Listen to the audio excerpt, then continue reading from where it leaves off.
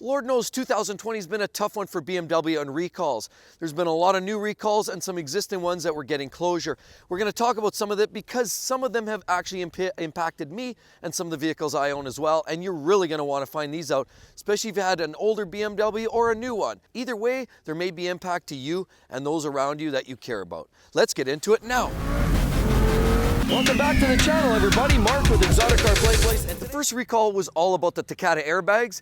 Now, there were a whole host of vehicles from 2006 to 2012 that they've staged. There was stage 1, 2, and 3. We're just getting finished up. And there was about 357,000 BMWs in total affected by the Takata airbag. Now, with these Takata airbags, if you were in an environment where there's too much heat or too much humidity, it would accelerate the problem. And a mixture of ammonia nitrate that ignited upon a collision, it ended up exploding too quickly, thus yielding shrapnel coming from the canister within the airbag's assembly. Now, if that went, there was lots of people, as many as 25, that were very negatively impacted. Of course, it was a very, very bad scene. Definitely want to get that done. If you got that in the mail, make sure you take care of that. So that's the final stage, and those are 2006 to 2012 model years. The next recall had to do with a vehicle like this behind me. We're talking about the X7 or the X5s, M40Is, M50Is. This particular vehicle here, as you can see, is the M, so this would be the X7 with the M50i. So of course this, upon all the list of all the other X5 and X7s with the upscale engines, that configuration had a recall due to headlights that were improperly colored. Now, according to the Safety Act, headlights have to be a certain illumination. In other words, there has to be a certain tone to the light, and they can only be so bright. That's why a lot of aftermarket lights aren't designed for the road use, because they illuminate too much or in the wrong configuration. The problem with these ones is any of these vehicles that I just mentioned illuminate blue. Now, in a case like this is just a blue surround, but the problem was some of them actually made a blue light. So oncoming drivers would see this blue and it was blinding, and it was actually very confusing and potentially could cause collisions. That was a problem. NHTSA recognized it, and the dealers will let you know when it's time to get them changed. And the vehicle behind me here is the next car on the list for recalls this year that you're definitely going to want to pay attention to. What we actually have here is an X4. As you can see, beautiful vehicle. This one is the M40i, again with the B58 engine. Nothing peculiar there. However, what we have is a situation where the airbag and the way it's fastened in there and to the control and to the panel.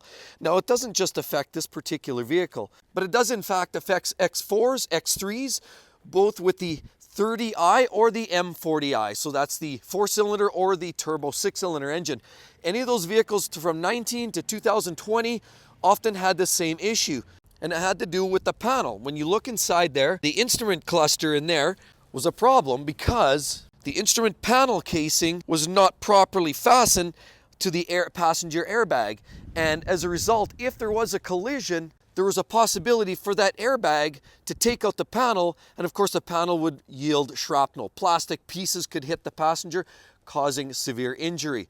So that is an issue. Again, X3s and X4s pretty much of every engine configuration in the last 2 years.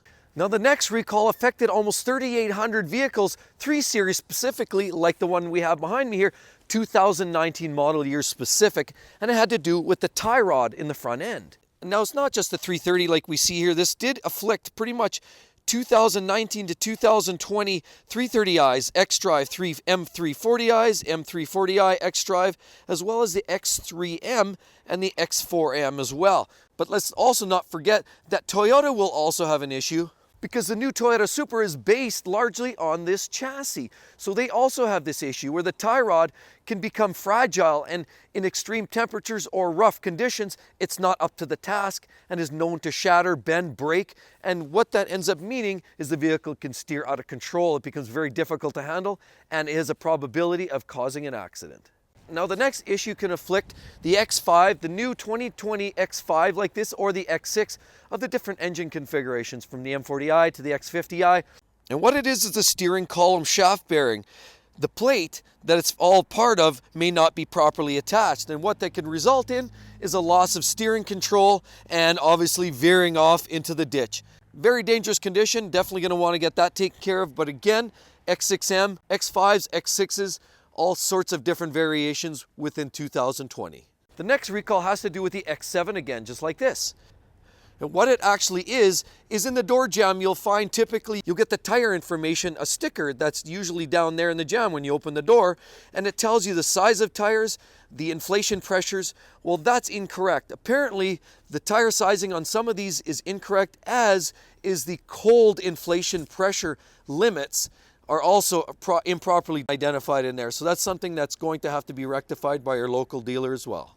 So the next recall has to do with the X3, the 8 Series, the X4, and the 3 Series cars. And what that is a pre-tensioner on the seatbelt on the passenger seats is improperly set up. And there's even about 3,300 vehicles like this.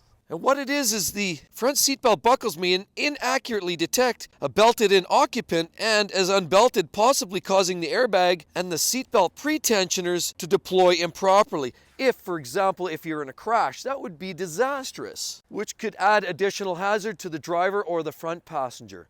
Very hazardous condition and guaranteed to be rectified by your local BMW dealer. And then another unfortunate recall for the X3.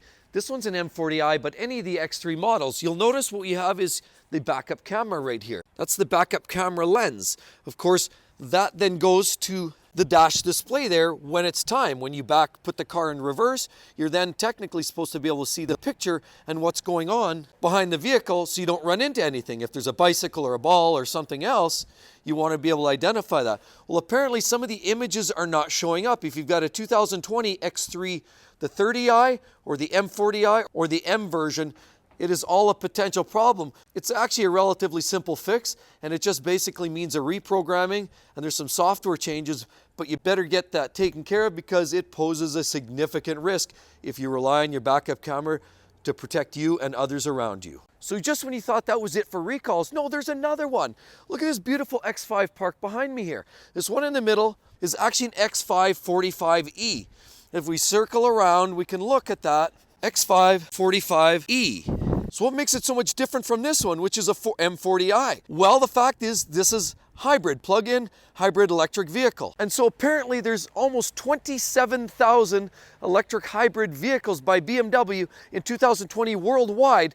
It's not just X5s, it's a whole gambit. Anything X5s, 7 Series, you name it, if it's electric hybrid, it uses the high output, high capacity Samsung batteries. Apparently there was a fault in the factory where there was debris got in there and contaminated the cells, created a hot spot and potential for fire. There was already some of these already impacted. There was a X5 that was burned down earlier this summer. So you should know that if you have a high output electric vehicle like this, that you're definitely going to want to have it looked at. For now, BMW is suggesting do not plug it in to charge it, do not use sport mode or the paddle shifters. That's a bit of a control, but be careful. Apparently it is a risk, so that's got to get retrofitted. And because it's the latest and greatest, definitely going to want to check out that video that's talking about it in a little more detail. Hope to see you guys on the next one. Catch you real soon. Bye-bye.